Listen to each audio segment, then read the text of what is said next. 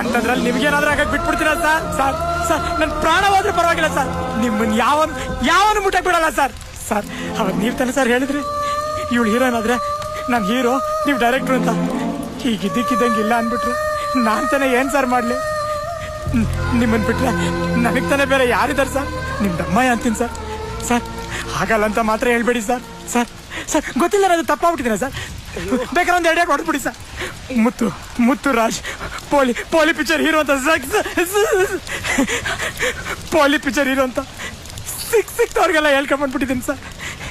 ಯಾಕಂದ್ರೆ ನಿಮ್ಮೇಲಿಟ್ರು ನಂಬಿಕೆಯಿಂದ sir. Sir ನಮ್ಮ ಅಪ್ಪ ಅವನ್ ನೋಡಿ ಎಷ್ಟೋ ವರ್ಷ ಆಗೋಯ್ತು ಸರ್.